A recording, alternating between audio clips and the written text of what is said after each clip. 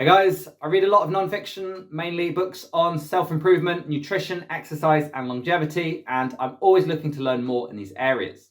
The books I really like and recommend to others get a written review on my website and possibly a YouTube video.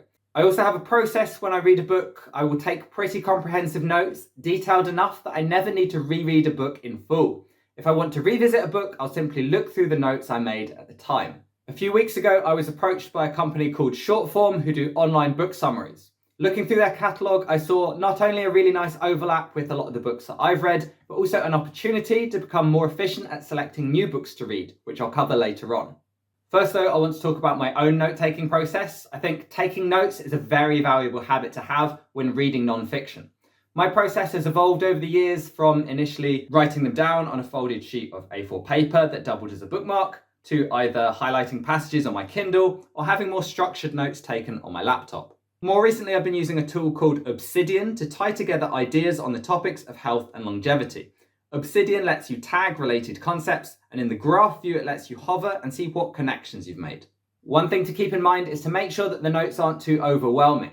I read a second-hand copy of the Wim Hof method, and it is no exaggeration to say that the previous owner had highlighted every other sentence, which sort of defeats the concept of a highlighter. Then there are books like Tools of Titans by Tim Ferriss, where he's already tried to condense the information as much as possible. If that's the case, I will simply jot down page numbers for reference instead of trying to repeat large sections of text. If a book contains a useful visual, I'll take a picture on my phone and add it to the document, which is what I've done with some of my Russian strength training books. Where relevant, I will also add context that will help my future self understand why I found that information valuable at the time and where I might apply it to my own life. It's all well and good making thousands of notes, but if none of it changes how you live your life, then it's of limited value. Lastly, I like to work in bullet points. In most cases, a single bullet point would work as a standalone piece of information outside the rest of the notes. It should represent a single concept, idea, or fact. It's only when I reread the notes that I would go through it with a highlighter, highlighting maybe at most the 3 most important concepts from a book. For anyone who doesn't take notes, I would say it's a habit that pays dividends in the years to come. I don't care how good your memory is, as time passes, you won't remember all the relevant information from every book you've read. In fact, this graphic from Rich Dad, Poor Dad puts retention rates at only 10% from reading, which really emphasizes the need for note-taking. When it comes to deciding what to read, it can sometimes feel like it takes as long to choose a book as it does to read it. I've started keeping a spreadsheet of book recommendations with sources ranging from friends and co-workers, online book reviewers, podcast hosts and their guests, and books that are referenced within other books. I then try to filter them by online reviews, which, despite the recent AI summaries, is still a bit of a guessing game, meaning it's hard to know which books I should invest my time in reading next. And it really is an investment these days. I don't have as much free time as I did when I was younger, so if I'm going to commit 4 or 5 hours to reading a book, I want it to be worth it. It used to be that if I listened to a 3-hour podcast and walked away with 1 new piece of information, then I'd consider it time well spent. These days, I'm far more conscious of the time cost that comes along with reading and the value I get from it. If you consider your time to be worth a certain hourly rate, say £10 an hour, it helps put things into perspective. Suddenly that 5-hour book is £50 of your time, and the cost of the book itself is now outweighed by the time cost of reading it. That's why being selective in what you read is so important. If I rule a recommendation out in my spreadsheet, I move it to the Books I'm Not Reading tab, which has some relatively well-known titles in there, including Cal Newport's So Good They Can't Ignore You and Extreme Ownership by Jocko Willink. Anything that's approved will be queued up and added to my reading list. I might move something to the top of the list if it's particularly relevant to me at that time, and I'll purchase the next 2 or 3 books in advance. Once I start a book, I end up trying to read the whole thing, even if my gut is telling me that it's no longer a good use of my time. That's partly due to the sunk cost of having already invested several hours in the book, and also a kind of a way of supporting my initial decision to read it. One Instagram book reviewer had a nice analogy for how you should approach reading non-fiction, and that is to be like a hawk hunting prey. If the whole book is a field, you should be scanning the pages, disregarding most of it, and understanding that what you're after is small areas of high value. If, like me, you're the kind of person who feels compelled to read every book cover to cover, afraid to skip a chapter or leave a mediocre book unfinished, that mindset is only going to hold you back. The truth is that not every book deserves that commitment. Some books repeat the same basic concept in 100 different ways until they've hit their word count.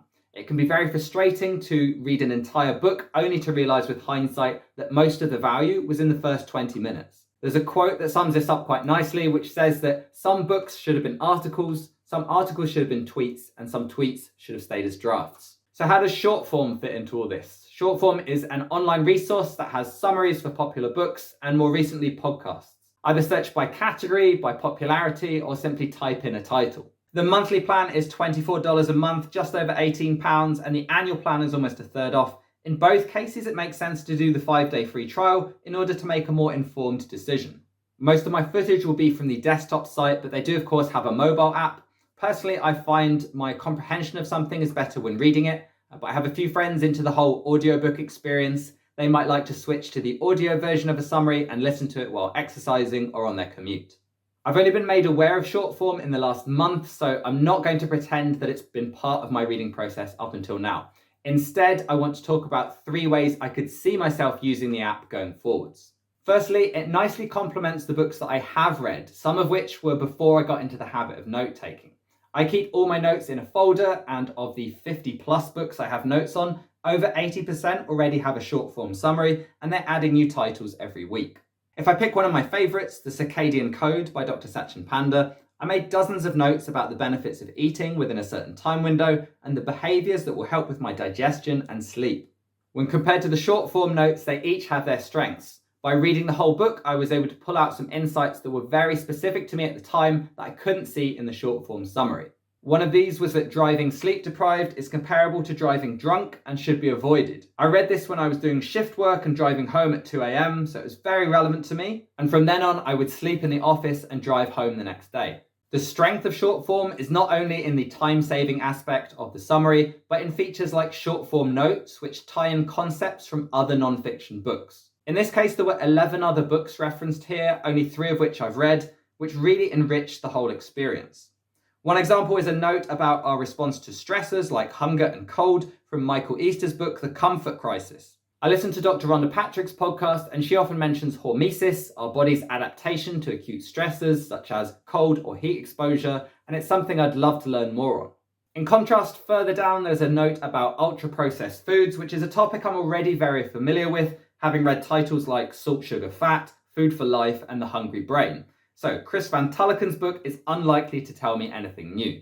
The second use of Shortform is to revisit the books I'm not reading tab and see which of those have summaries. It's a fraction of the time commitment because Shortform provides both a 1-page summary and a longer set of notes.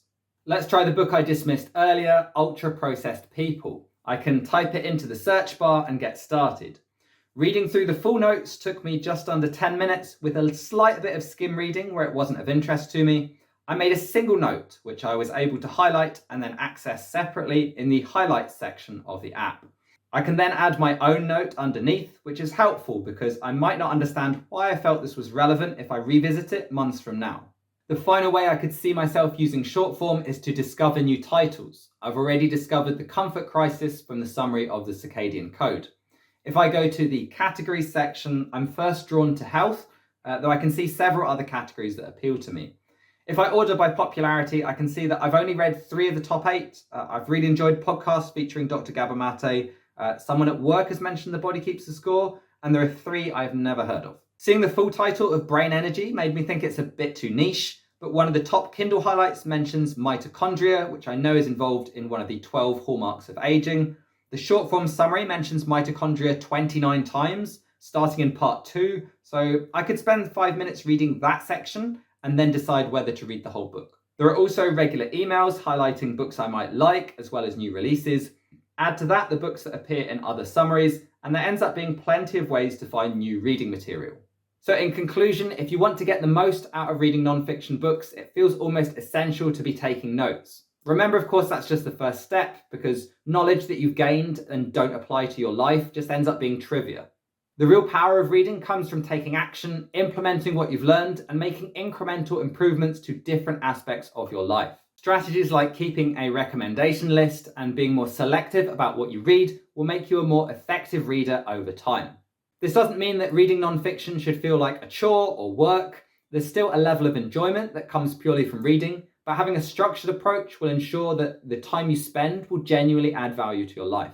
Shortform has the potential to add another layer of efficiency to the whole process, whether you're revisiting books you've read, exploring titles you've previously dismissed, or discovering something new. It helps streamline the process and makes it easier to focus on what's most relevant to you. Personally, for me, the biggest advantage is the time saved. Going back to the hourly rate, I'm happy to spend money to save my time if the numbers add up. Using this perspective also helps you understand that your time is often a bigger investment than the cost of the book itself.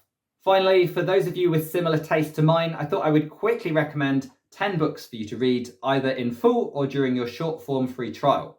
I've chosen 10 that have left a lasting impression on me, and I'd love to hear any recommendations you have, so please add those in the comments section below. Thanks for watching.